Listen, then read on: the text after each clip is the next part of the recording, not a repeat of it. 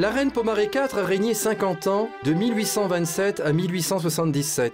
On l'a surnommée la reine Victoria des mers du Sud, par référence à la durée du règne de la reine Victoria d'Angleterre. Pomaré IV a été le témoin privilégié à cette époque du conflit religieux puis politique entre l'Angleterre et la France et de la mise en place du protectorat sur Tahiti. Revenons plus en détail sur sa vie. Eimata, fille aînée de Pomaré II et de Vainé Pomaré, fille de Tamatoa IV de Raiatea, est née vers 1813. Contrairement à son frère Pomaré III, élevé par les missionnaires anglais de la London Society, Eimata mène dans sa jeunesse une vie traditionnelle proche des Mamayas, dont les coutumes sont condamnées par les missionnaires. Pomaré III meurt en 1827. Eimata est proclamée reine sous le nom de Pomaré IV. Elle n'a que 14 ans.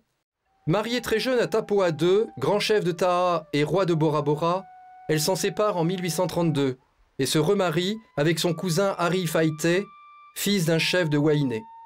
Elle se déplace souvent entre Moorea et Taha avant de se fixer à Papeete. Au début de son règne, elle est généralement vêtue, comme toutes les Tahitiennes, d'une robe pareo à manches longues et montant jusqu'au cou. Lors des réceptions et des cérémonies, elle s'habille à l'européenne. Plus tard, elle adopte la grande robe flottante avec traîne. Depuis 1826, elle s'est attachée les services du pasteur anglais George Pritchard comme interprète et conseiller. Avec lui, peu à peu, les missionnaires protestants reprennent de l'influence sur elle. Elle n'aura de cesse de demander le poste de consul d'Angleterre pour Pritchard. Après plusieurs refus du gouvernement anglais, elle l'obtiendra finalement en 1836. Elle manque désormais rarement le culte protestant. On la voit au temple avec de fort jolis chapeaux et habillée à l'européenne.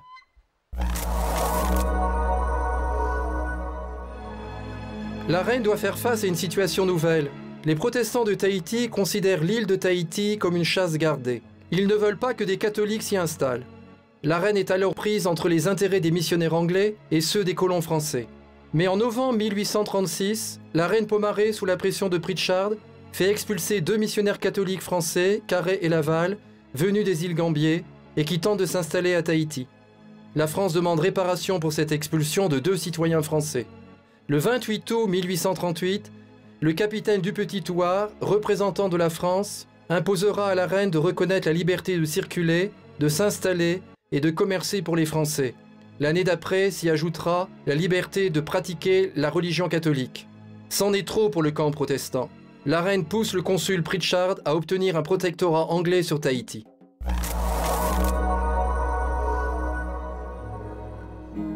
En l'absence de Pritchard, le catholique Jacques-Antoine Morenout, consul de France, convainc les principaux chefs hostiles à la reine de demander un protectorat à la France. Finalement, la reine signera cette demande de protectorat à la France, à contre-cœur, espérant le retour de Pritchard avec un protectorat anglais. Ce ne sera pas le cas. Le protectorat français sera ratifié par le roi Louis-Philippe en 1843. Les attitudes anti-françaises se multiplient, tout est prétexte au déclenchement d'hostilités entre les 2 camps. Dupetit-Thouars suspend alors le protectorat imposé par la France et proclame l'annexion pure et simple de Tahiti et de ses dépendances. La reine Pomaré est destituée, ses terres sont confisquées, la reine s'entête à penser que l'Angleterre et ses navires viendront à son secours. Elle écrit en janvier 1844 au chef de Tahiti « L'Angleterre ne nous abandonnera jamais ». Elle se réfugie sur un navire anglais en rade de Papeete. Pritchard est arrêté et expulsé vers le Chili. Le roi Louis-Philippe ne reconnaît pas l'annexion faite par Dupetit-Thouars. Bruat, le représentant de la France, invite alors la reine à reprendre son pouvoir. Elle refuse et s'exile aux îles sous le vent à Raiatea. Au bout de 2 ans d'hostilité entre les 2 camps, les chefs opposés à la reine et alliés à la France l'emporteront. La reine, comprenant que son opposition à la France serait inutile, accepte le protectorat français. Bruat la rétablit dans ses droits de souveraine. Le 9 février 1847, elle est reçue à son retour à Tahiti avec les honneurs d'un chef d'État.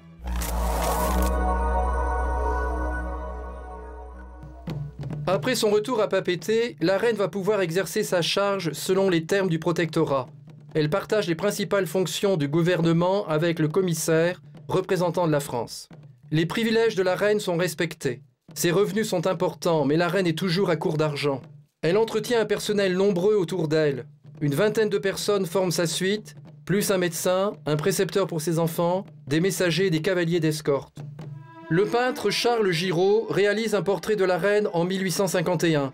D'après les croquis réalisés lors de son séjour à Tahiti entre 1843 et 1847, la reine a une trentaine d'années. On la décrit ainsi. Pas très grande, la reine était plutôt jolie, avec de très beaux yeux intelligents et expressifs. Elle se montre excessivement curieuse et observe tout sans en avoir l'air. La reine habite un faré traditionnel au centre de Papeete.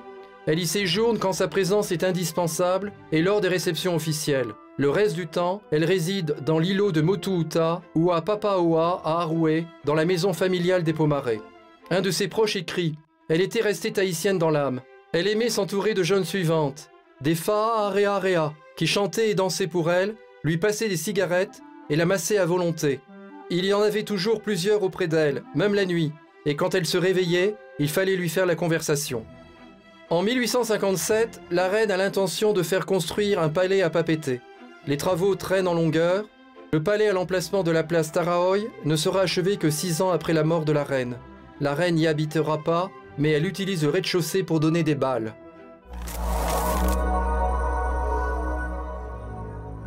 Les dernières années de vie de la reine furent attristées par la mort de son mari en 1873 et de sa petite-fille préférée. La reine Pomaré IV meurt le 17 septembre 1877 à 65 ans d'une crise cardiaque. Elle est d'abord enterrée dans un mausolée dans la commune de Aroué. Une dizaine d'années plus tard, sa dépouille sera déplacée au cimetière royal des Pomaré à Papaoa à Aroué pour laisser la place à son fils, Pomaré V, décédé en 1891. Pomaré IV eut 9 enfants. Plusieurs moururent en bas âge, 3 régneront. Terii Mae Oarua à Bora Bora, Tamatua V à Raiatea et Ariaoe qui succède à sa mère sous le nom de Pomaré V.